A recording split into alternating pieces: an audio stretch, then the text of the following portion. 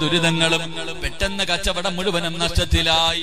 നല്ല കച്ചവടം നടന്നവനാട്, ലക്ഷങ്ങളുടെ കച്ചവടം നടന്നവനാട്, പെട്ടെന്ന് കച്ചവടം മുഴുവനും നഷ്ടത്തിലായി.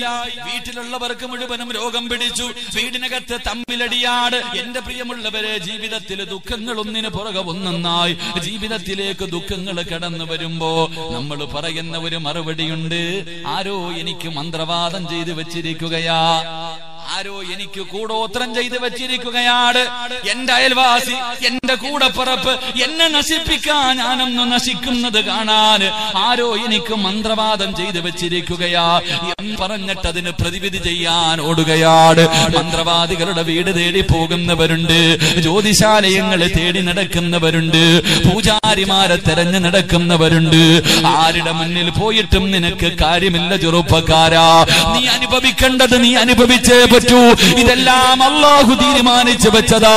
അല്ലാഹുവിന്റെ റസൂൽ പറയുകയാ, എന്നാണിത് പടച്ചവന് തീരുമാനിച്ചു വെച്ചതെന്നറിയുമോ?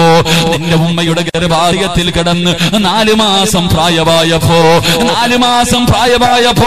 അല്ലാഹു ഒരു മലക്കിനെ പറഞ്ഞു വിടുകയാണ്. ഉമ്മയുടെ ഗർഭാശയത്തിൽ, എന്റെ ഉമ്മയുടെ വയറ്റിനകത്ത് ഞാൻ കിടന്ന് 4 മാസം പ്രായമായപ്പോ ഒരു മലക്കെന്റെ ഉമ്മയുടെ വയറ്റിനകത്ത് ഇറങ്ങി വന്നിട്ട് ആ മലക്ക് എഴുതി വെക്കുന്നു: സിറാജ്, നീ എത്ര വയസ്സ് വരെ ഈ ദുനിയാവിൽ ജീവിക്കുമടാ?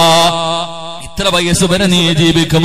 നിന്റെ ഭാര്യ ഇതാണ്, നിനക്ക് എത്ര മക്കളുണ്ടാകും? നീ തിന്നേണ്ട ഭക്ഷണം ഇതാണ്, ഞാൻ തിന്നേണ്ട ഭക്ഷണത്തിന്റെ മുകളിൽ, എനിക്ക് കിട്ടേണ്ട പൈസയുടെ മുകളിൽ എല്ലാം അല്ലാഹു തീരുമാനിച്ചു വെച്ചിരിക്കുകയാ. ആ മലക്ക് അവസാനം എഴുതുകയാണ്: ഇത്രാമത്തെ വയസ്സിൽ ഇന്ന സ്ഥലത്ത് കിടന്നു നീ മരിക്കും സിറാജ്, നിന്നെ ഇന്ന സ്ഥലത്ത് കബറടക്കും. ആ മരിക്കുന്ന സമയത്ത് നീ മുസ്ലിമായിട്ടാണോ മരിക്കുന്നത്, കാഫിറായിട്ടാണോ മരിക്കുന്നത്?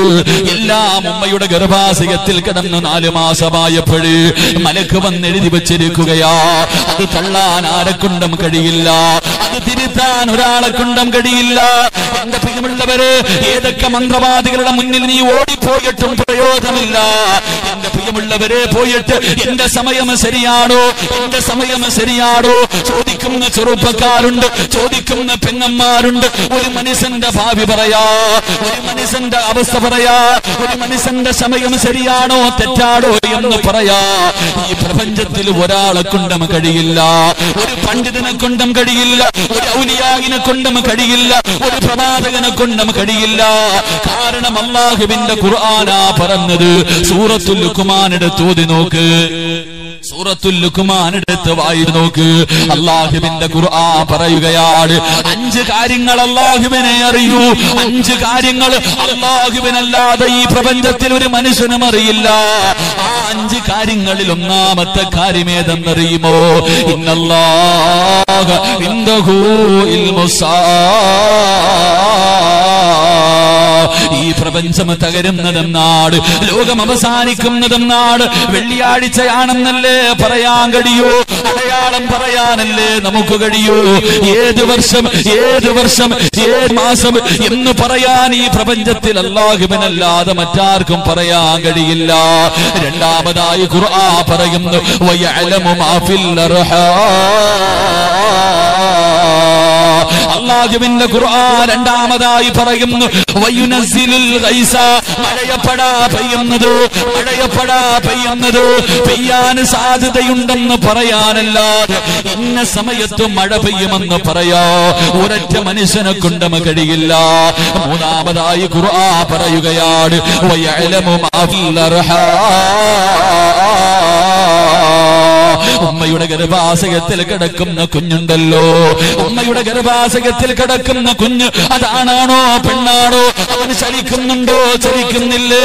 എന്റെ പ്രിയമുള്ളവര്, 4 മാസം കഴിഞ്ഞാലല്ലേ ശാസ്ത്രത്തിന് പറയാൻ കഴിയൂ. ആ 4 മാസത്തിന് മുമ്പ് ഉമ്മയുടെ വയറ്റിൽ കിടക്കുന്ന കുഞ്ഞിനെ കുറിച്ച് പറഞ്ഞു തരാൻ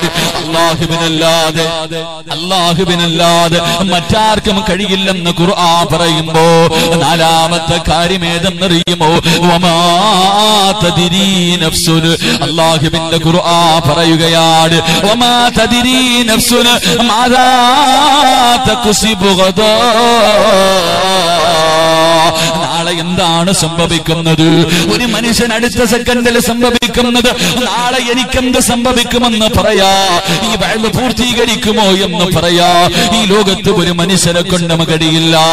അഞ്ചാമതായി അല്ലാഹുവിന്റെ ഖുർആൻ പറയുകയാണ് വമാ തദ്രീ നഫ്സുൻ ബിഅയ്യി അർദിൻ തമൂത്.